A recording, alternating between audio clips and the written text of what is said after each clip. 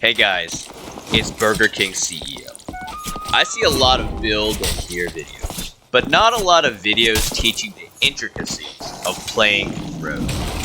So I'm going to create a series that really embellishes the Rogue playstyle. I have about 2,000 hours of playing time on Rogue, and I wanted to pass on the knowledge.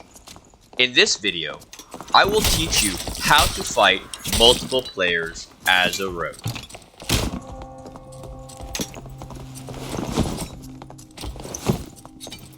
First thing you want to do is identify the enemy team composition. Keep an ear out to hear class skills like Wizard Intense Focus, Ranger Multi-Shot, so you aren't caught off guard. If you hear Plate Boots, is it a fighter, cleric, or warlock with plate specialization? All of these are important details to understand how you will proceed. Once you have identified all enemy party members, you can move forward with the next step. The first thing we see is a wizard. Good candidate to attack first, but let's continue and see what their other two team members are.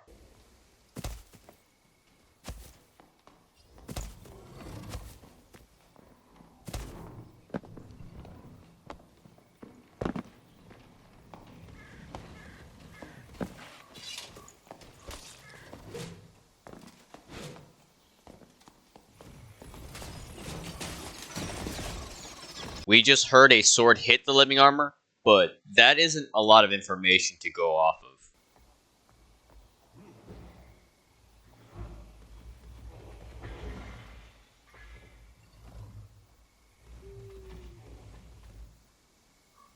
We can hear the Skelly Champ attack, and looking at the kill feed, we can see someone died. I'm queuing solo into trios, and so we can likely assume it's going to be a 2v1 scenario.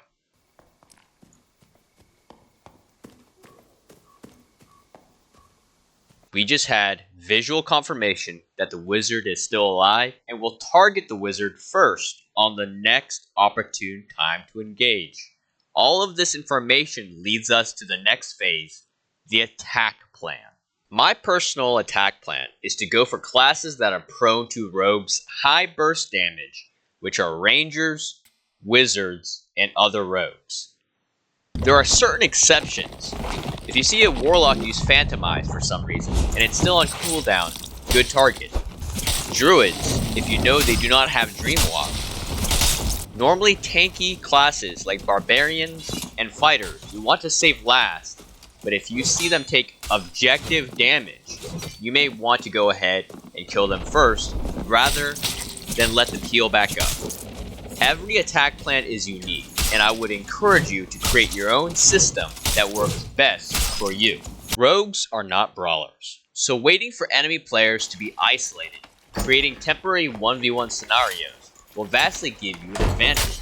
Sometimes instead of waiting, you can create isolated scenarios by closing doors or fighting at key choke points. Now with those fundamentals established, let's go back to the original video with the wizard team. I do not hear the footsteps of their teammate, so this wizard is isolated, and the time to attack is now.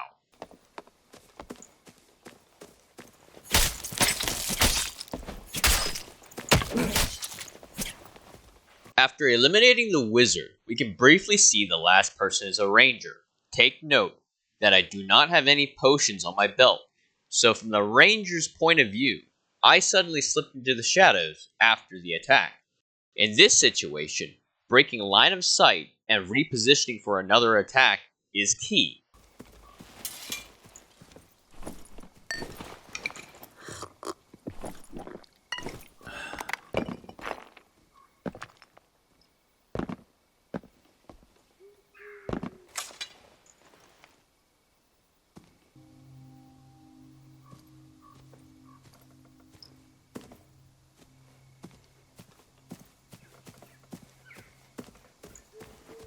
We can see that the ranger is holding a torch, which should give us an additional attack before they have the time to swap to their weapon. Ideally, allowing the ranger to be preoccupied with their teammates' inventory gives us the biggest advantage. Another thing to point out is double jumping in the air is silent, which allows you to gain the distance to your target.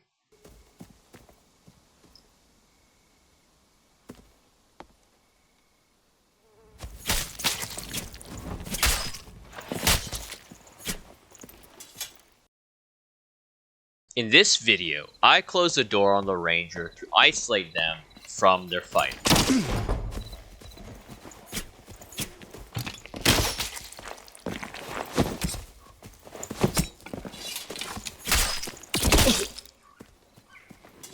In this scenario, I am in duos with a friend.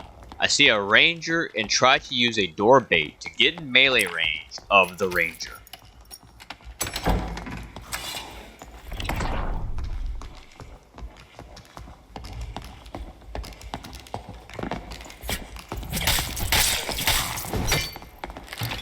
After eliminating the ranger, I create distance from the fighter to heal and attack when I have the advantage.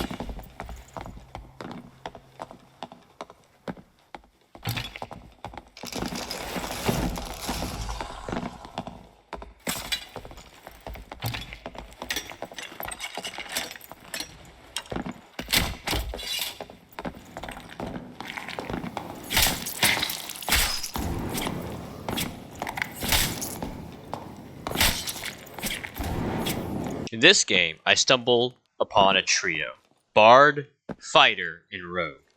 I notice the Bard standing still, so he must either be AFK or disconnected. So the moment his two teammates leave, I'll execute the Bard and hide.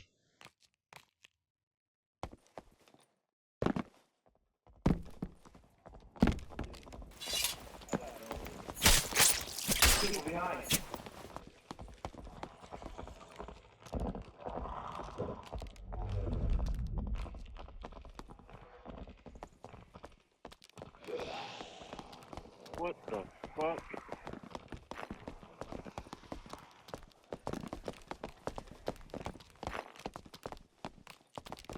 It's gotta be a rogue.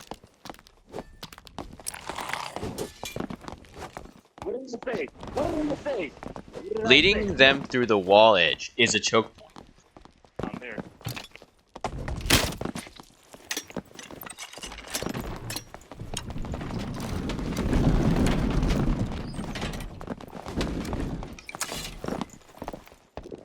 Normally I would prioritize the rogue, however, the fighter gets in melee range, while in animation lock and potion drink, so I attack him instead. Don't let him fuck you up.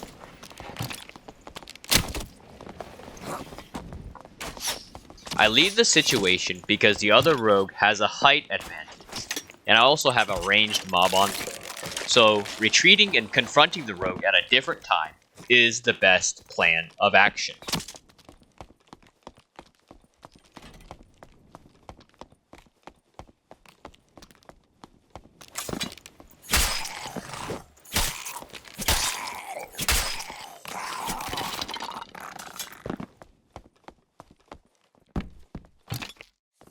Let's fucking go, baby. Let's fucking go.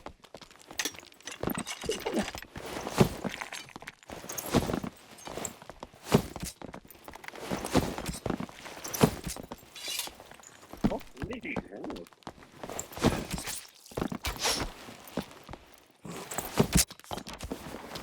Oh, wow. This is how I fight multiple players as a rogue. If you have any questions, please comment below and I'll try my best to answer. Thank you for watching.